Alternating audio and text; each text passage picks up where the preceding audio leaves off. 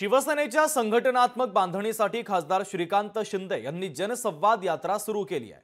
या यात्रेमुळे पक्ष संघटना अधिक भक्कम होणारे या जनसंवादामुळे सामान्य शिवसैनिकांमध्ये आता उत्साह संचारल्याचं दिसून येत आहे। सविस्तर पाहूयात।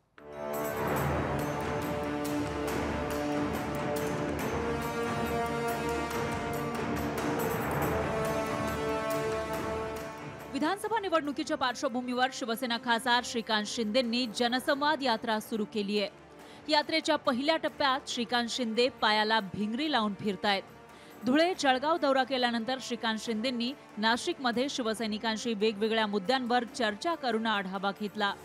मुख्यमंत्री एकनाथ शिंदेंनी सुरू केलेल्या योजना जनतेपर्यंत पोहोचल्या का, लाभार्थ्यांना काही अडचणी आहेत का याची माहिती श्रीकांत शिंदे घेतायत। प्रत्येक मतदारसंघात महायुतीचा उमेदवार कसा निवडून येईल यासाठी मोर्चे बांधणी केल्याचं श्रीकांत शिंदेंनी सांगितलंय। वरचे वरिष्ठ नेते जे काही ठरवतात त्याचं पालन करण्याचं काम खालचा कार्यकर्ता पदाधिकारी जे आहे ते करत असतो आणि येणाऱ्या काळामध्ये तुम्हाला कुठेही त्याच्यामध्ये संशय घेण्यासाठी वाव नाहीये की बाबा तीनही पक्ष एकत्र मिळूनच या विधानसभा निवडणूक लढतील आणि महायुतीची सत्ता जी आहे ती पुन्हा महाराष्ट्रामध्ये येईल।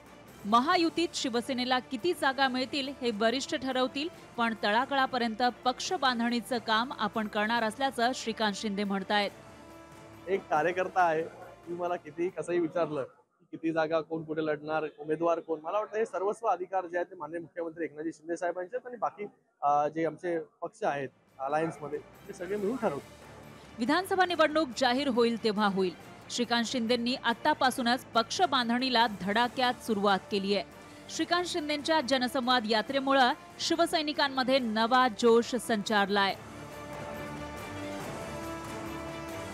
महेश महाले, लोकशाही मराठी, नाशिक।